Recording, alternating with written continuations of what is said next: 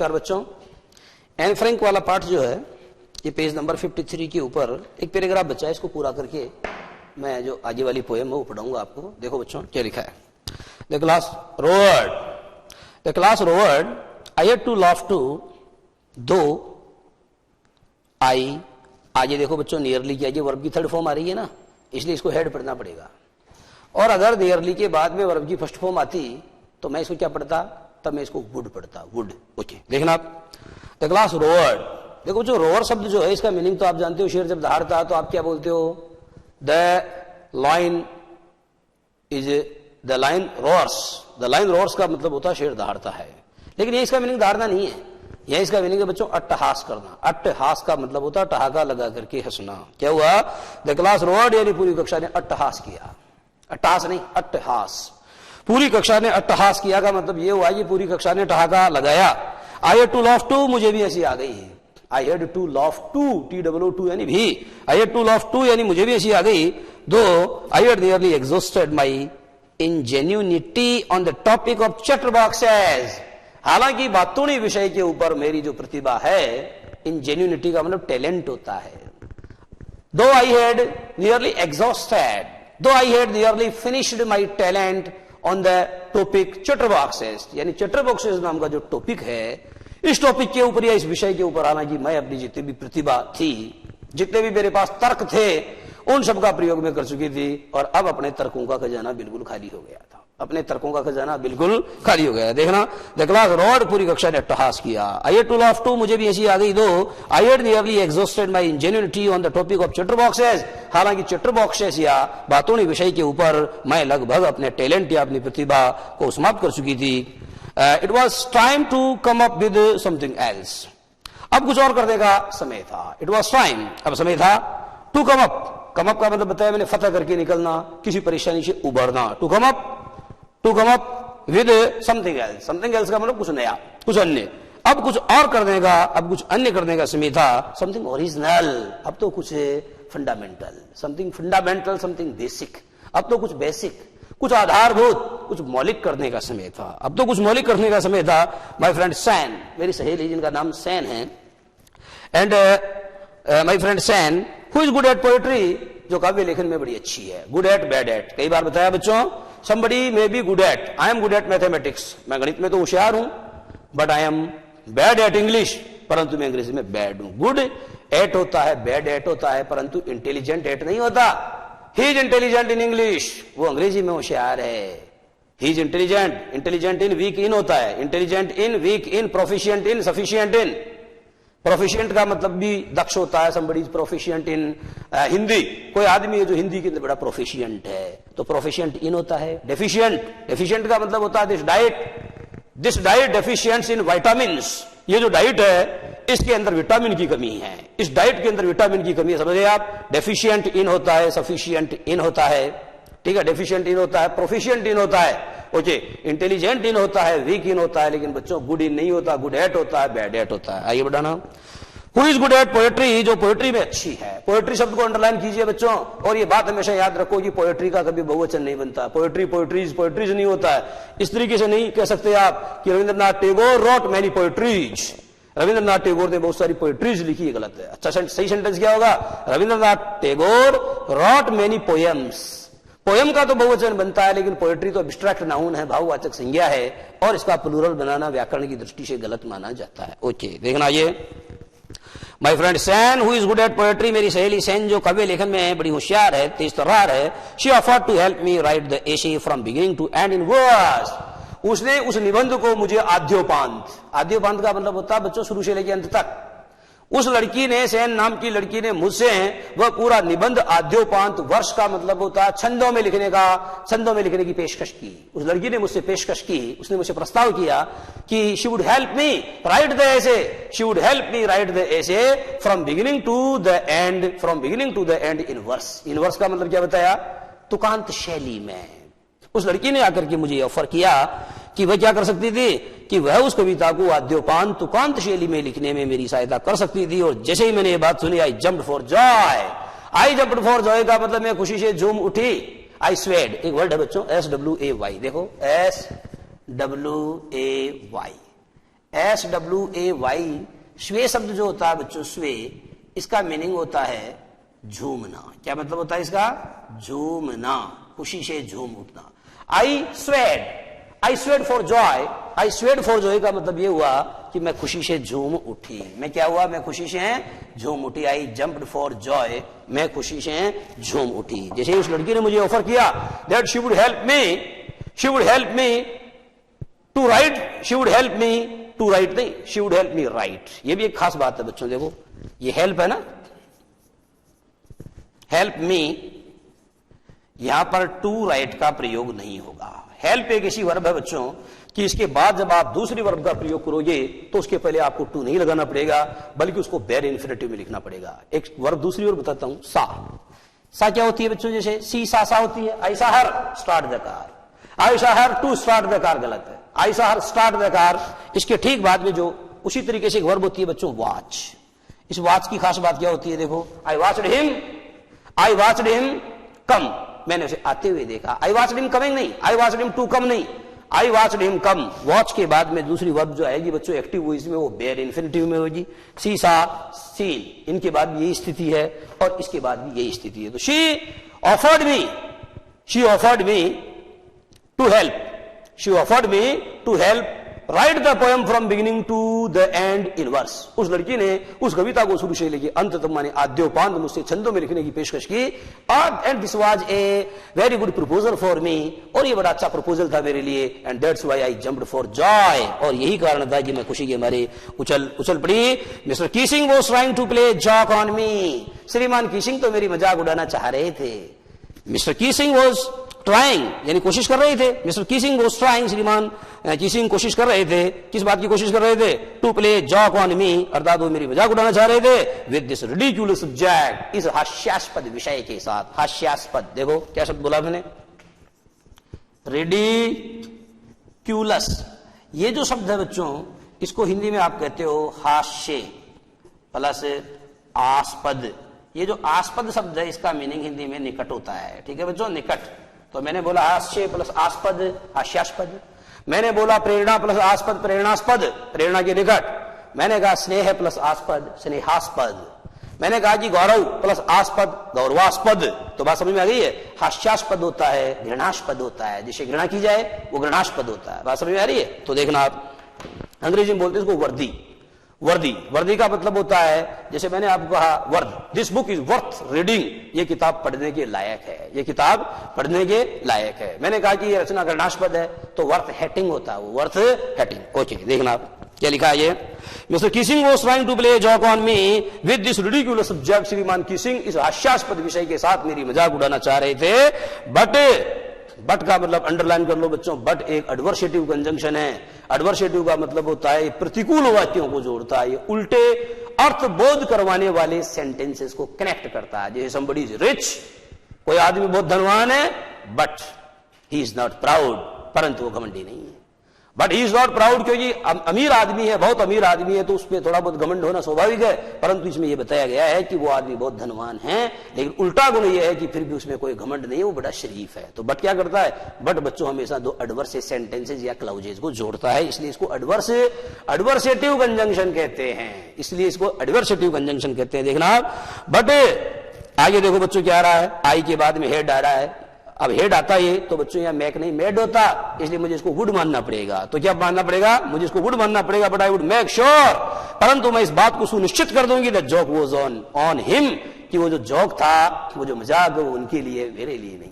परंतु मैं अपने टैलेंट से, अपनी जो सहेली है उसकी सहायता से मैं इस बात को साबित करने की कोशिश करूंगी। आई शैल ट्राई टू प्रूव, मैं इस बात को प्रूव करने की कोशिश करूंगी that this ridiculous subject was for himself and not for mine. ये जो सब्जेक्ट है रिडिक्यूलस, हास्यास्पद, ये उनके लिए है, ये मेरे लिए नहीं है। आगे बढ़ाएं। आई फिनिश माई पोयम, मैंने अपनी कविता समाप्त की। एंड इट वॉज ब्यूटीफुल, और कविता बड़ी खूबसूरत थी। मैंने अपनी कविता समाप्त की और कविता बड़ी खूबसूरत थी। यहां कविता का मतलब not the name of a girl, यहां कविता का मतलब पोयम है, पोयम। तो मैंने अपनी नज्म जो है मैंने समाप्त की और मेरी नज्म बड़ी खूबसूरत थी। आगे देखो, it was about a mother duck. इस कविता का जो थीम था, the theme of this poem was, इस कविता का थीम या इसकी विषय वस्तु ये थी कि this was about a mother duck, ये एक माँ बतख के बारे में थी, एंड ए फादर स्वान, और ये पिता स्वान के बारे में। स्वान क्या होता है, बोर्ड की तरफ देखना, SWAN, स्वान माने हंस होता है। शब्द है बच्चों GOOSE, गूज, गूज माने हंस होता है। और एक शब्द है बच्चों फ्लेमिंगो, फ्लेमिंगो का मतलब राजहंस होता है। इसका मतलब ये हुआ कि वो दीज 3 वर्ड्स आर सिनोनिम्स, ये तीनों शब्द जो है समानार्थी हैं, ये तीनों शब्द पर्यायवाची हैं। किसी के दिमाग में ये प्रश्न पैदा होगा कि साहब स्वान, गूज और फ्लेमिंगो में थोड़ा थोड़ा डिफरेंस होता है, तो थोड़ा थोड़ा डिफरेंस तो ऐसा है प्रत्येक पर्यायवाची शब्द में होता है, because there is no exact synonym in a language. सच तो यह है कि किसी भाषा के अंदर कोई ठीक ठीक समानार्थी शब्द नहीं होता, जो होता है उसमें थोड़ा बहुत माइनर डिफरेंस तो होता है, लेकिन हम इसको पर्यायवाची की श्रेणी में ही रखेंगे। स्वान माने हंस होगा, गूज माने हंस होगा, फ्लेमिंगो को हिंदी में कहते हैं राजहंस। फ्लेमिंगो का मतलब होता है राजहंस। हे मानस के राजहंस तुम भूल न जाना आने को, तो फ्लेमिंगो उसको कहते हैं राजहंस को, कलहंस। ओके, एक बात और सुनो, ये जो गूस है बच्चों, जब आप इसका पर्यायवाची बनाएंगे, सॉरी इसका प्लूरल बनाएंगे, तो क्या करेंगे आप, जैसे टूथ होता है तो उसका टीथ बनाते हैं, ऐसे गूस का क्या बनाना पड़ेगा, गूस का आपको गीज बनाना पड़ेगा। एक शब्द और बताता हूं बच्चों, मोंगूज, अगर आपने सुना है MONGOOSE, मोंगूज का मतलब होता है नकुल, नकुल या नेवला, जो सांप का शत्रु होता है, जो सांप का शत्रु होता है, मंगूज को हिंदी में नकुल कहते हैं अथवा नेवला कहते हैं। In order to enrich your vocab, आपके वोकेब को इंप्रूव करने के लिए मैंने कुछ शब्द बताए हैं। आइए बढ़ना, आई फिनिश माई पोएम, मैंने अपनी नज्म खत्म की, एंड इट वॉज ब्यूटीफुल, और ये बड़ी खूबसूरत थी। It was about a mother duck, ये एक माँ बतख के बारे में थी, एंड ए फादर स्वान, तथा एक पिता हंस के बारे में थी, विथ 3 बेबी डकलिंग्स, और बतख का बच्चा होता है डकलिंग, तो उनके 3 जो है बेबी डकलिंग थे, बेबी का मतलब बच्चे, उनके 3 जो छोटे छोटे टाबर थे, who were bitten to death. देखो बच्चों, बिटन टू डेथ होता है, एक हैंग्ड टू डेथ होता है, बात को समझना। 2 शब्द बता रहा हूं, एक होता है बिटन टू डेथ, बाइट बिट बिटन तो जानते हैं आप, ये बाइट बच्चों वर्ब की फर्स्ट फॉर्म है, सेकंड फॉर्म क्या बनेगी बिट, और थर्ड बनेगी बिटन। समझ में आ रहा है? ओके, आगे देखना, एक शब्द है हैंग, एक है बच्चों हंग, और इधर क्या है हंग।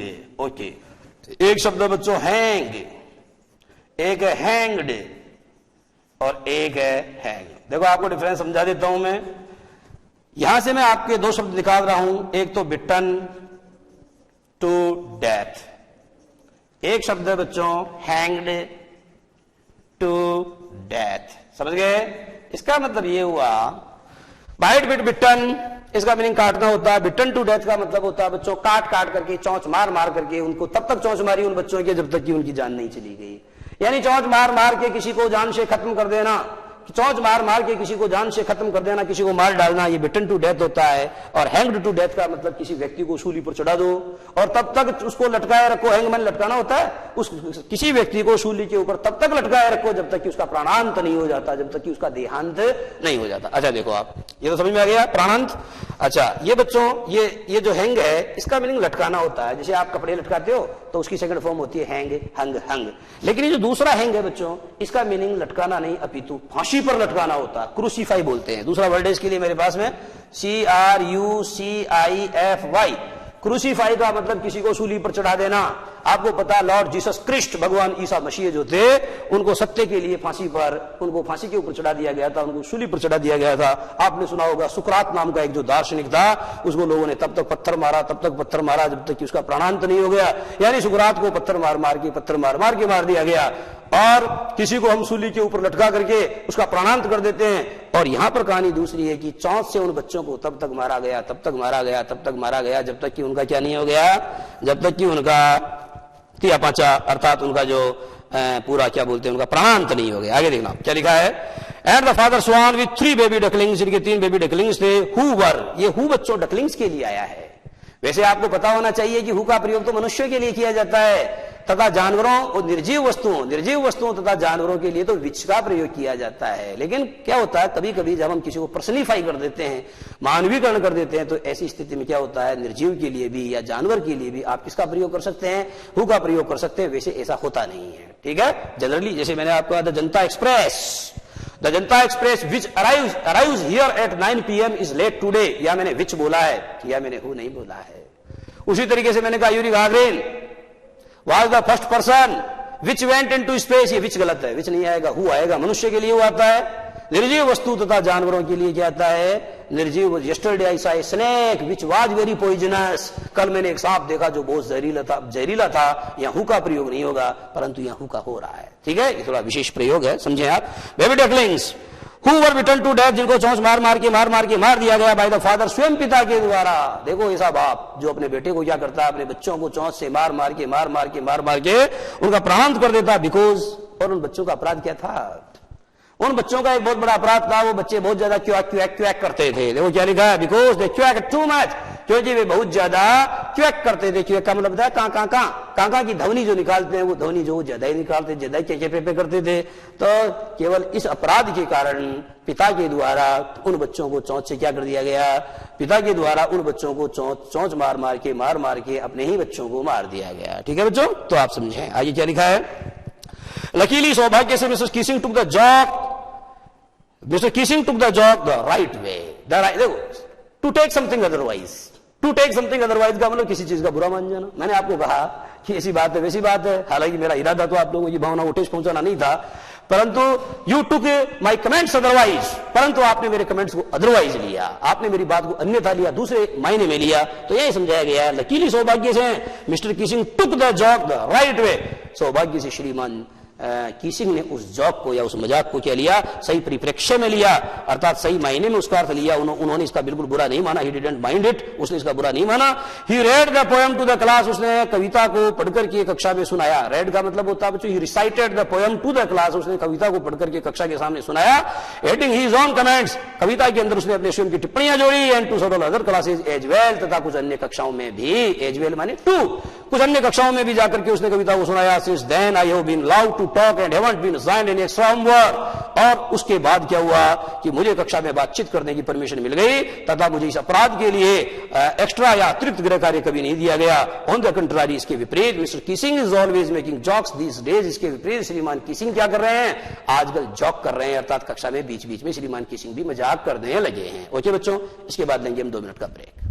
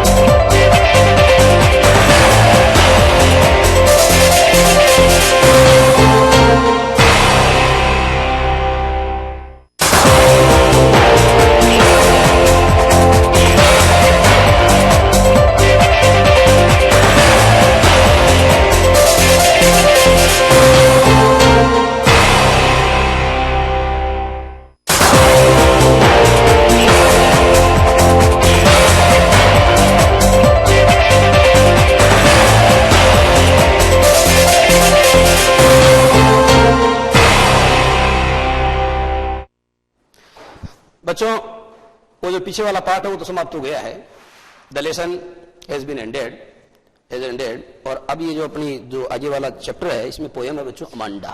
ये कविता मैं पढ़ा रहा हूं आपको, देखना क्या लिखा है इसमें। अमांडा बच्चों एक ऐसी लड़की की कहानी है, this is a story about a girl. एक ऐसी लड़की की कहानी है जो 13 या 14 वर्ष की उम्र है उसकी, शी इज 13 और 14 ईयर्स ओल्ड। वो अपने घर पर रहती है और उसकी मम्मी के द्वारा उसे छोटी छोटी बातों के ऊपर टोका जाता है। ये नाखून मत चबाओ, आपका गृह कार्य पूरा हो गया है नहीं हुआ है, ये अपने जो कंधे हैं इन कंधों को मत झुकाओ, सीधे बैठो, डोंट बी लेजी, सुस्त मत बनो। सो मेनी इंस्ट्रक्शंस, इस तरीके के कई निर्देश उसकी मदर के द्वारा उस लड़की को दिए जाते हैं। लड़की घर बैठे बैठे ऊब जाती है। लड़की घर बैठे बैठे इस प्रकार के जो ताने भरे आदेश हैं, उन ताने भरे आदेशों से वह लड़की बहुत बोर हो जाती है, बहुत ऊब जाती है, और वो मन के अंदर एक बार कल्पना करती है कि काश मैं एक समुद्र की जल परी होती। मैं if I were A mermaid का मतलब होता है बच्चों जल परी। पानी के अंदर ये जो मरमेड होती है ये तो जल परी मत्स्य कन्या होती है, ठीक है, जल परी। और एक जो परी होती है बच्चों वो होती है फेरी। ये आपने पढ़ा होगा, फेरी शब्द सुना है। फेरी का मतलब होता है परी या अप्सरा जो स्वर्ग में रहती है, ठीक है। लड़की सोचती है कि मैं एक जलपरी होती तो बड़ा अच्छा होता। कभी कभी सोचती है कि इसके बजाय तुम एक अनाथ होती, क्योंकि अनाथ और सनाथ कोई मायने नहीं रखता। मायने तो ये रखता है कि आप आजाद कितने हो। मनुष्य आजादी ज्यादा चाहता है, उसके अनाथ और सनाथ होना इतना इंपॉर्टेंट नहीं है। उसका ज्यादा महत्वपूर्ण बात यह है कि मनुष्य को क्या चाहिए, मनुष्य को स्वतंत्रता चाहिए। स्वाभिमान की एक झलक पर न्योछावर कुबेर का कोश, मेदिनीशरण गुप्त की लाइन है ये। उन्होंने कहा है पंचवटी पुस्तक में कि स्वाभिमान की एक झलक पर या स्वावलंब की एक झलक पर न्योछावर कुबेर का कोश। इसका मतलब ये हुआ कि कुबेर का कोश किसी काम का नहीं है। इतना पैसा इतना धन जो है वो किसी काम का नहीं है। और पैसा तो बच्चों आप जानते हैं कि कभी कभी कागज का टुकड़ा बन जाता है ना। तो धारक से 100 रुपए क्या कहते हैं 500 1000 रुपए का जो नोट है ये वापस ले लिया गया है। तो आप स्थिति देख रहे हैं। तो पैसा जो है वो इतना मायने नहीं रखता है, मायने रखती है आजादी। मनुष्य को स्वतंत्रता चाहिए। वो आपको शिवमंगल सिंह सुमन की कविता बताई थी मैंने, हम पंछी उन्मुक्त गगन के पिंजरबद्ध न गा पाएंगे, कनक तीलियों से टकरा करके पुलकित पंख टूट जाएंगे। तात्पर्य यह है कि नॉट ओनली ह्यूमन बींग्स, न केवल मनुष्य, but also the birds, but also the animals also yearn for freedom, वो भी आजादी की लालसा रखते हैं। They also yearn, yearn for का मतलब था वो भी लालसा रखते हैं, इच्छा रखते हैं आजादी। ऐसी बातें इसके अंदर देखो बच्चों। तो एवरी चाइल्ड फील्स दैट। और कभी कभी मदर सोतेली माँ उसने उसको बंद कर दिया था, उस राजकुमारी ने। वो रपुंजल नाम की जो प्रिंसेस है उसको उसकी स्टेप मदर ने एक टावर के अंदर बंद कर दिया था, जिसके न तो कोई सीढ़ियां थी और न उसका कोई दरवाजा था। लेकिन वो जो लड़की है उसके खाने पीने का ध्यान रखने के लिए आसमान में से एक फेरी, एक परी रोज आती थी। वो उसको खाना पीना तथा जो जरूरी नेसेसिटीज है अर्थात जो जरूरी चीजें हैं वो उसको मुहैया करवाती थी, प्रोवाइड करवाती थी। प्रक्रिया चलती रही। और एक दिन क्या हुआ, एक दिन उस लड़की ने ये देखा एक राजकुमार अपने घोड़े के ऊपर सवार होकर के उधर से गुजर रहा है। राजकुमार ने जब उस लड़की को देखा तथा लड़की ने जब राजकुमार को देखा तो एट फर्स्ट साइट यानी पहली नजर में they fell in love with each other. They fell in love with each other at first sight. पहली नजर में उनको एक दूसरे से प्यार हो गया। और राजकुमारी ने क्या किया, उसकी जो जुल्फे हैं उसके केश बड़े लंबे थे तो उसने खिड़की में से अपनी जुल्फ को नीचे लटका दिया। राजकुमार उस जुल्फ के सहारे चढ़ करके, उस केश के सहारे, उस बाल के सहारे चढ़ करके ऊपर आया और उसने अपनी मजबूत बाहों से उस लड़की को पकड़ा, थामा और थाम करके वहां से छलांग लगा करके वो दोनों घोड़े के ऊपर कूद गए। और वहां से क्या हुआ, इस तरीके से वो दोनों बच करके निकल गए। ऐसे बच्चों ये कहानी है ना, काल्पनिक कहानी है। तो ये जो लड़की है ये वो बनना चाहती है रपुंजल, ये लड़की जो है वो बनना चाहती है। देखना आप, ईच चाइल्ड फील्स दैट, प्रत्येक बच्चा ये महसूस करता है कि शी ही, ज्यादा अच्छा तो ये होता है शी ही दोनों को हटा करके शी और ही दोनों को हटा के इट का प्रयोग किया जाना चाहिए। मैंने बताया छोटे बच्चे जिनके सेक्स का पता नहीं होता है, हम उनके लिए ही का प्रयोग या शी का प्रयोग न करके इट का प्रयोग करते हैं। एक सेंटेंस बोलता हूं, a baby or a child feels comfort in its mother's lap. एक बच्चा या एक बच्चा जो है वह अपनी माँ की गोद में क्या महसूस करता है? वो कंफर्ट महसूस करता है, वो सुकून महसूस करता है। इट्स बोला मैंने, हिज नहीं बोला मैंने, हर भी नहीं बोला। दोबारा सुनो, a baby or a child feels comfort in its mother's lap. एक बच्चा अपनी माँ की गोद में, एक शिशु अपनी माँ की गोद में सुकून महसूस करता है, आराम महसूस करता है। देखो बच्चों, एवरी चाइल्ड फील्स दैट, प्रत्येक बच्चा ये महसूस करता है कि इट माने ही शी इज कंट्रोल, क्यों उसको उसके ऊपर जो बहुत ज्यादा काबू, बहुत ज्यादा कंट्रोल, नियंत्रण रखा जाता है, एंड इंस्ट्रक्टेड, और उसको बहुत ज्यादा आदेशित किया जाता है, not to do one thing or another. इसका मतलब do this and don't do that, ये करो वह ना करो, ये करो वह ना करो, इस तरीके के बार बार उस बच्चे को निर्देश दिए जाते हैं। प्रत्येक छोटा बच्चा इस बात को महसूस करता है कि उसके ऊपर बहुत ज्यादा नियंत्रण रखा जाता है, उसे अत्यधिक अंडर कंट्रोल रखा जाता है, उसे अत्यधिक अंडर कंट्रोल रखा जाता है। पिछली क्लास में बताया मैंने, अंडर कंट्रोल का मतलब नियंत्रणाधीन रखा जाता है, और साथ ही साथ जो है उसे बहुत ज्यादा आदेशाधीन रखा जाता है, और कहा जाता है ये करो वह ना करो, इस तरीके की पाबंदी उस पर लगाई जाती है। You too may feel that, आप भी ये महसूस कर सकते हैं कि योर फ्रीडम इज लिमिटेड, आप भी महसूस कर सकते हैं कि आपकी स्वतंत्रता को कम किया गया है। Your freedom, your independence has been cut down, अर्थात तुम्हारी जो आजादी है उस आजादी को कम किया गया है। मम्मी पापा है ना, ये कई प्रकार के उल्टे सीधे निर्देश देते रहते हैं, ये करो मत करो, कपड़े ठीक से पहनो, है ना, तो इस तरीके से आप स्वयं भी ये महसूस कर सकते हो। You can also feel that your freedom is curtailed by your parents और बाय योर टीचर्स। आपके माता पिताओं के द्वारा अथवा आपके गुरुजनों के द्वारा आपको क्या किया जाता है? आपको अनुशासन में रहने के लिए बाध्य किया जाता है, अर्थात आपकी स्वतंत्रता को सीमित किया जाता है, आपकी स्वतंत्रता को सीमित किया जाता है। Your freedom is limited and limited. Okay, आगे देखना, write down some of the things you want to do.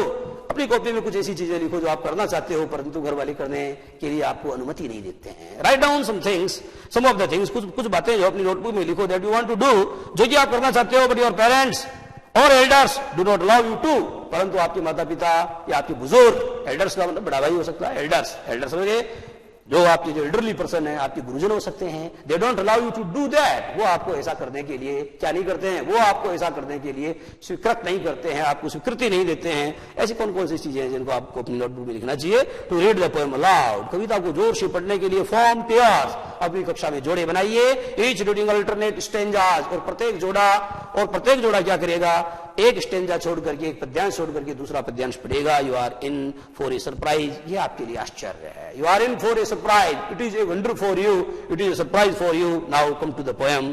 अब जो बच्चों कविता का मूल पाठ है हम उसको पढ़ने जा रहे हैं। पहला पैराग्राफ में पढ़ रहा हूं, सुनना। पहला जो स्टेंजा वो मैं पढ़ रहा हूं।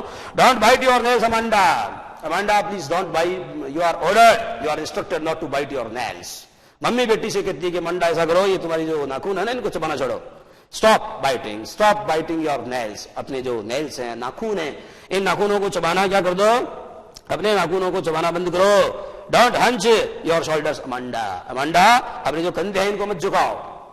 Don't hunch your shoulders Amanda, Amanda don't hunch your shoulders, don't bow, BOW बो मानी झुकाना, ठीक है। आप क्या मत करो? Don't let down your shoulders, अपने कंधों को नीचे मत झुकाओ। क्यों? स्टॉप दैट स्लाउचिंग, और ये इस तरीके से आलसी की तरह बैठी नहीं है आप। You are sitting passively, you are not active, you are sitting very much passively, you seem to be lazy, तुम तो बहुत आलसी प्रतीत होती हो। स्टॉप दैट स्लाउचिंग, वो इस तरीके से सुस्ती से बैठना बंद करो। एंड सिट अप स्ट्रेट, सीधी बैठो। बच्चों को कई बार आपको प्रार्थना में PTI जी कहते होंगे, क्या बोलते हैं कि एक हाथ का फासला लो, सीना तना हुआ, बिल्कुल सीधे बैठे हैं। इन द सेम वे, ठीक उसी प्रकार से Amanda is being constantly instructed bye her mother, Amanda को उसकी मां के द्वारा लगातार निर्देश दिया जाता है दैट शी शुड और she must sit up straight, कि उसको कैसे बैठना चाहिए? उसको सीधे, तना हुआ सीना, बिल्कुल सीधे बैठना चाहिए। अमांडा बिल्कुल सीधी बैठो। तो बच्चों ये पैराग्राफ जब आपने पढ़ा तो इसके अंदर, इस पैराग्राफ के अंदर या इस स्टेंजा के अंदर जो इसका मूल भाव है बच्चों वो ये है कि छोटे बच्चों को बात के ऊपर टोकना कोई अच्छी बात नहीं है। अगर आप बच्चों को इस तरीके से छोटी छोटी बातों के ऊपर बच्चों को टोकोगे तो बच्चे क्या बन जाएंगे? बच्चों का वास्तविकता से कॉन्टेक्ट बिल्कुल समाप्त हो जाएगा, ठीक है। उनका जो कॉन्टेक्ट है वो वास्तविकता से, यथार्थ से समाप्त हो जाएगा, और बच्चे क्या बन जाएंगे? They will become day dreamers, वे बच्चों स्वप्न दृष्टा बन जाएंगे। रेवरी का मतलब होता है कि वो बन जाएंगे दिवा स्वप्न देखने वाले बन जाएंगे। और दिवा स्वप्न देखना वैसे बुरी बात नहीं है, परंतु मनोविज्ञान कहती है कि दिवा स्वप्न की अधिकता व्यक्ति को अपराधी बना सकती है।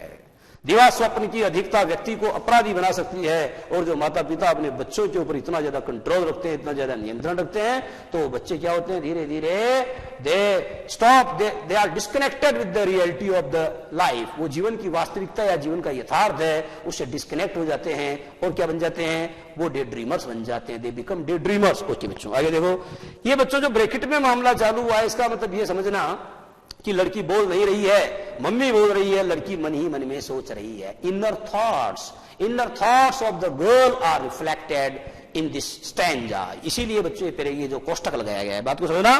देयर इज एंजोर्ड एम्ब्रॉयड सी, लड़की सोचती है कि एक बहुत लंबा चौड़ा शिथिल, एम्ब्रॉयड का मतलब होता है हरे रंग का, ग्रीन कलर्ड सी, अर्थात जो है क्या है, एक बहुत लंबा चौड़ा विस्तृत शिथिल तथा हरा भरा समुद्र है। Where the sole inhabitant is me, वहां की एकमात्र निवासिनी मैं हूं। वेयर यानी जहां the sole inhabitant is me, वहां की एकमात्र निवासिनी मैं हूं। ए मरमेड, मैं एक मरमेड हूं। मैं क्या हूं, आई एम ए मरमेड, अर्थात मैं तो एक स्वप्न, एक मत्स्य कन्या हूं, मैं एक जल परी हूं। ड्रिफ्टिंग ब्लिसफुली, तथा मैं आनंद पूर्वक क्या करती हूं, ब्लिसफुली यानी होता आनंद पूर्वक। ड्रिफ्टिंग का मतलब ये होता है कि मैं उसे, मतलब इसका मतलब ये हुआ कि वो जो जल प्रवाह है, उस जल प्रवाह के साथ में मैं बहती रहती हूँ। ड्रिफ्टिंग अर्थात आई एम फ्लोइंग, फ्लो यानी बहना, मैं प्रवाहशील रहती हूँ, मैं आनंद पूर्वक उस जल प्रवाह के साथ में प्रवाहशील रहती हूँ। दोबारा सुनो, देयर इज ए लैंग्वेज एम्ब्रॉयड सी, इसका मतलब ये हुआ कि एक बहुत लंबा चौड़ा विस्तृत शिथिल तथा हरा भरा समुद्र है। Where the sole inhabitant is me, वहां पर एकमात्र निवासिनी मैं हूं। और मैं कौन हूं, आई एम ए मरमेड, मैं एक जलपरी हूं। I am always drifting blissfully, और मैं समुद्र की लहरों के ऊपर, उन कल्पना रूपी वो जो कल्पना की लहरें हैं, उन कल्पना की समुद्री लहरों के ऊपर मैं सदैव आनंद पूर्वक प्रवाहशील रहती हूं। भावार्थ है बच्चों, या कन्या का आंतरिक भाव बताया गया है, ठीक है। और उसे वो ये कहना चाहती है कि उसे जल के प्रवाह की तरह स्वतंत्र होना चाहिए। She should be as free as the flow of water, अर्थात उसको पानी के प्रवाह की तरह, उसको पानी के बहाव की तरह आजाद होना चाहिए, ऐसी वह कल्पना करती है। आगे बढ़ाओ। फिर मम्मी कहती है, did you finish your homework Amanda, Amanda क्या तुमने अपना होमवर्क समाप्त कर लिया है। Did you tidy your room Amanda, Amanda क्या तुमने अपने कमरे को सुव्यवस्थित कर लिया। टाइडी शब्द वर्ब है बच्चों, टाइडिड, जिसका मीनिंग होता है क्लीन, सुव्यवस्थित करना है। तो इसका मतलब ये हुआ कि did you make your room neat and clean, क्या तुमने अपने कमरे को साफ सुथरा सुव्यवस्थित कर लिया है। आगे आई थॉट, मेरा ख्याल है, I told you to clean your shoes, मैंने तुमसे जूते साफ करने के लिए कहा था, मैंने तुम्हें अपने जूते साफ करने के लिए कहा था अमांडा। मेरा विचार है, मेरा ख्याल है कि मैंने तुम्हें अपने जूते साफ करने के लिए कहा था अमांडा। इसका मतलब ये हुआ कि कन्या को प्रश्नवाचक वाक्यों द्वारा आदेशित करने की तरफ, कन्या को प्रश्नवाचक वाक्यों के द्वारा जो बार बार आदेशित किया जाता है, इसकी तरफ कवि क्या है, हमारा ध्यान आकर्षित कर रहा है कि छोटे बच्चों को हम बार बार जो प्रश्नवाचक वाक्य पूछ करके उनका ध्यान, बार बार प्रश्नवाचक वाक्य पूछ के हम उनको आदेशित करते हैं, इस बिंदु की तरफ जो पोएट है, he is trying to draw our attention, वो अपने अटेंशन को, अपने ध्यान को आकर्षित करने की कोशिश कर रहा है। आगे वाला पैराग्राफ देखना, ये कोष्टक में है। इसका मतलब ये लड़की के मन का विचार है, ये लड़की का जो इनर थॉट्स हैं उनको रिफ्लेक्ट करता है। देखो लड़की क्या कहती है, आई एम एन ऑर्फन, अच्छा होता कि मैं एक अनाथ होती, मैं यतीम होती, जिसके माता पिता नहीं होते उसको अनाथ कहते हैं। आई एम एन ऑर्फन, मैं एक यतीम होती, रोमिंग द स्ट्रीट, और अगर मैं एक अनाथ होती तब मैं क्या करती, तब मैं गली कूचों के अंदर आराम से स्वतंत्रता पूर्वक घूमती रहती। आई पैटर्न सॉफ्ट डस्ट, और जो नाजुक या जो मुलायम डस्ट यानी धूल है, जो मुलायम धूल है, उसके ऊपर मैं अपने पांव के नमूने बनाती। विद माई हश्ड यानी मेरे शांत, बेयर फीट का मतलब मेरे शांत तथा जो नंगे पांव हैं उनके पद चिन्ह या उनके जो नमूने हैं वो मैं क्या करती, डस्ट के ऊपर अंकित करती रहती।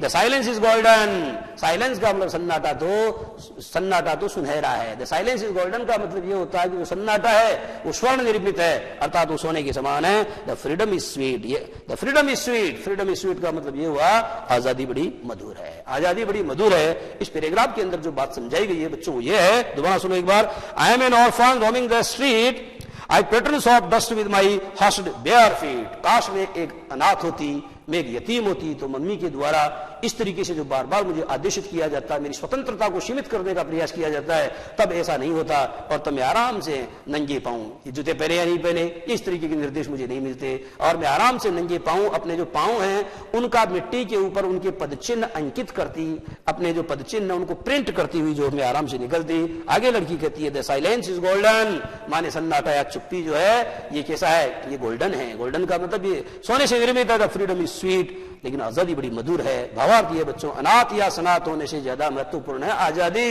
इसका मतलब ये हुआ कि इंडिपेंडेंस और freedom is more important than somebody is being orphan or not. किसी व्यक्ति का यतीम होना या नहीं होना इतना मायने नहीं रखता है, मायने ये बात रखती है कि वो कितना आजाद है, वो कितना स्वतंत्र है। बहुत पहले बताया मैंने आजादी के महत्व के बारे में, शुरू में मैंने आपको कुछ कविता की लाइनें सुनाई थी। Okay, don't eat that chocolate Amanda. Amanda कहती है, सॉरी अमांडा की मम्मी कहती है, Amanda don't eat that chocolate, उस चॉकलेट को नहीं खाना है। Remember your acne Amanda. Amanda 13-14 साल की बच्ची है, उसके मुंह के ऊपर मुहासे हैं, एक्ने का मतलब कीले हैं। 13-14 साल की उम्र में जो टाबर होते हैं, बच्चे होते हैं, उनके चेहरे के ऊपर कुछ मुहासे या कुछ कीले उभरने लगती है। इससे हमें यह संकेत मिलता है कि उस लड़की की उम्र 13-14 साल रही होगी, 13-14, ठीक है। It is the beginning of teenage, ये टीनेज की शुरुआत होती है।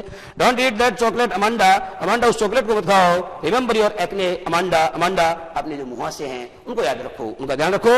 Will you please look at me, will you please look at me, क्या तुम मेरी ओर देखोगी। When I am speaking to you Amanda, जबकि मैं तुमसे ही बात करने की कोशिश कर रही हूं। Amanda when I am trying to talk to you, जबकि मैं स्वयं तुम्ही से बात करने की कोशिश कर रही हूं। Will you please look at मी, ऐसी स्थिति में क्या तुम मेरी तरफ देखने का कष्ट करोगी। तो बच्चों कहने की बात यह है कि खाने की स्वतंत्रता पर भी नियंत्रण लगाया गया। मम्मी के द्वारा चॉकलेट नहीं खाना है। इस कवि ये जो स्टेंजा है उसका मूल भाव यह है कि छोटे बच्चों के खाने के ऊपर भी हम क्या करते हैं, छोटे बच्चों की खाने की स्वतंत्रता को भी हम सीमित करते हैं, अर्थात खाने की स्वतंत्रता के ऊपर भी क्या लगाया गया है, नियंत्रण लगाया गया है। तो इस तरीके से बच्चों आगे वाला जो स्टेंजा है ये है I am Rapunzel I have not a care. I am Rapunzel I have not a care, इसका मतलब लड़की सोचती है कि मैं एक रेपंजेल अर्थात वो वाली राजकुमारी हूं जिसके बारे में मैंने बताया।